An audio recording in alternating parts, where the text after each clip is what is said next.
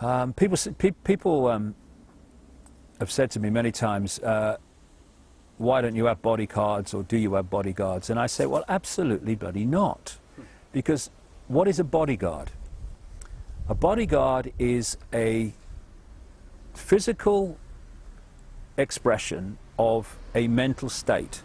And that mental state is, I accept that something could happen to me. I accept that I could be killed, or this could happen to me, or that could happen to me. Therefore, I need protection. This guy in a dark suit and glasses. I don't accept that. Because once you accept into your sense of reality that things could happen to you, then they're far, far more likely to happen. Because you are creating the energetic mental state in which they can manifest. I don't accept that that can happen to me, and if it can't happen to me, I don't need bloody bodyguards, thank you very much. In terms of energy and protecting yourself from manipulation of energy, and there is a lot in that, you know, there's a lot of people manipulated by being energetically targeted, electromagnetically targeted in many and various ways to destabilize the health of the body and the mind and emotions and everything. And I've experienced that over the years. But if I keep my heart open and I go on doing what I know to be right, as opposed to what I think is right for me in the moment, but what is the right thing to do in this time. Okay, this might have unpleasant consequences for me, but it's the right thing to do.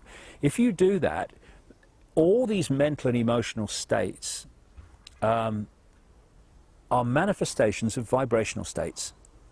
The more fear you're in, the slower your energy vibrates, so it becomes denser.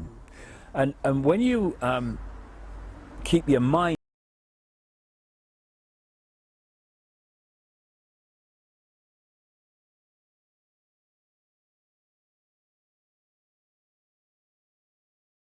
open,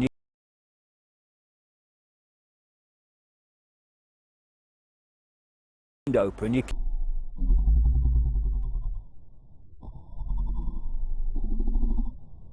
keep your heart open and you do what you know to be right, that manifests as a vibrational state, quite a high vibrational state, quick. Now, if I'm vibrating faster because of that, and I'm not saying me, I'm saying anybody, than the control system, which is based on slow density, which is why they're trying to pull humanity all the time into fear and stress and worry and depression, because that pulls you into their density. But if I'm vibrating quickly, because, or anyone is, because of their state of being, then the control system cannot energetically, vibrationally connect to me. If it cannot connect vibrationally, it cannot connect physically, because the physical is just an expression of the vibrational, the information. So I'm not saying a lot of people go through this energetic protection and my aura and all that stuff, and you know, good luck to them. Yeah, everyone makes a choice, good luck to them, I respect it.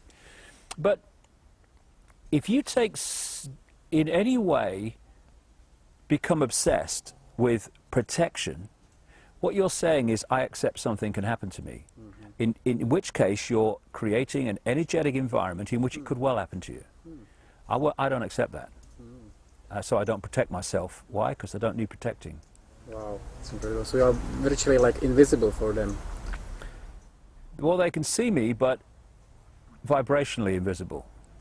In the sense that they can't lock in, if you can't lock into you vibrationally, they can't lock into you physically.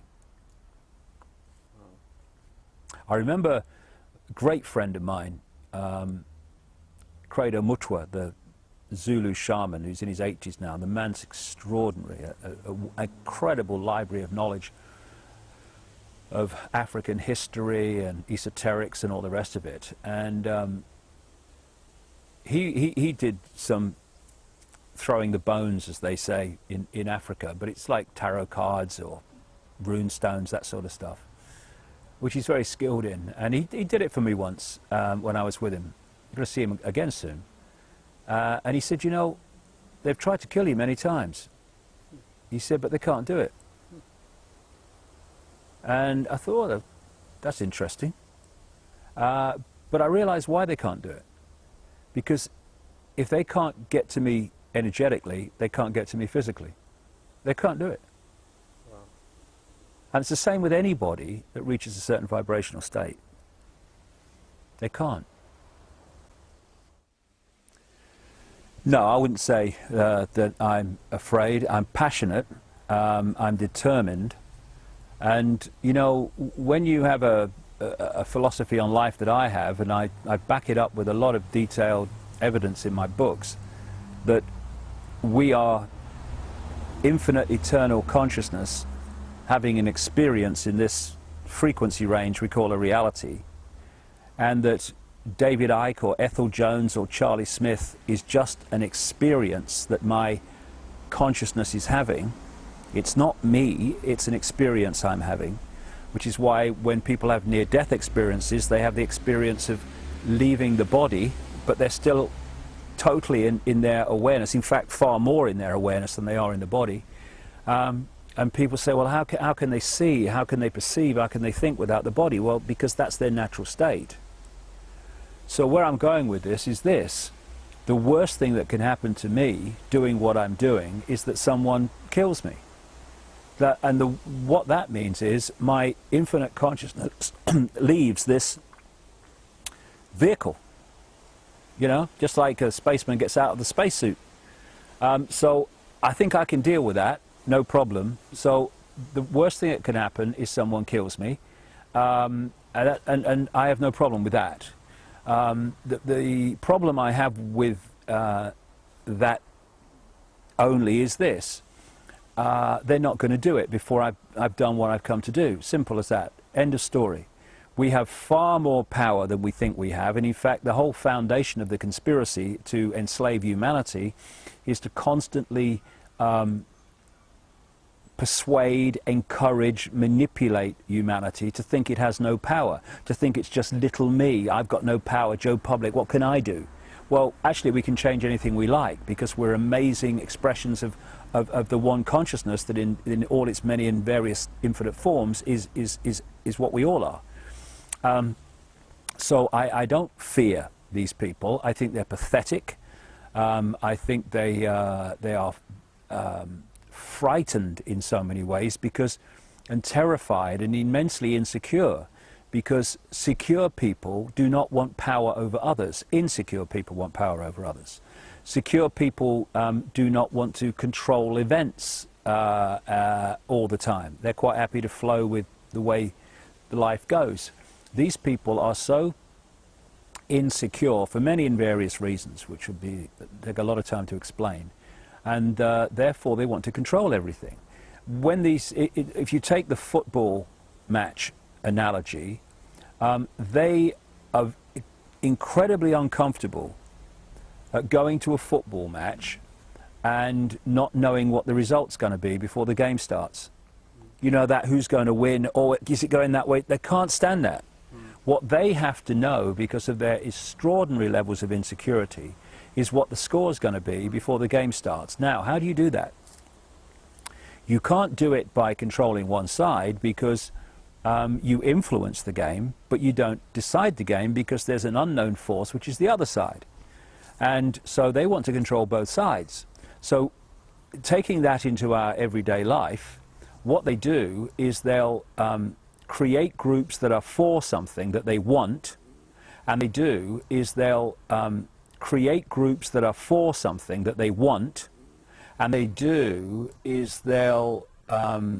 create groups that are for something that they want, and they'll create groups that are against something, or appear to be against something that they want. And now they've controlled both sides. Everyone has an argument, a debate,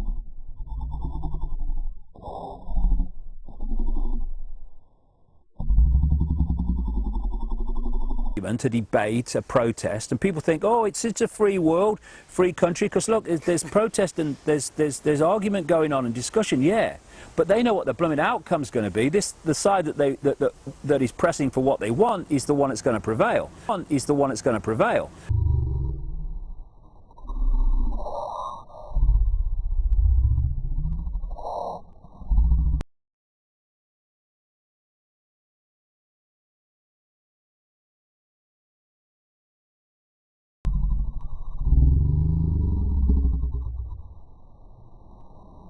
So this is how it works.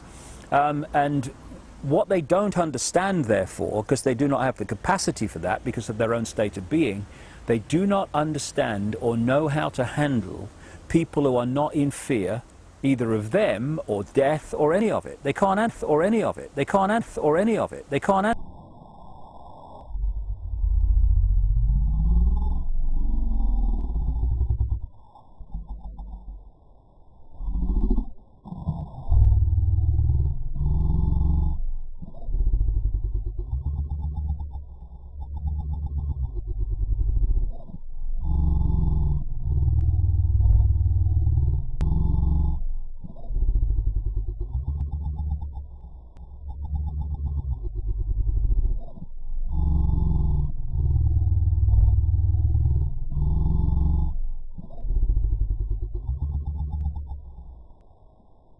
That because they can't understand it because that's not where they're at.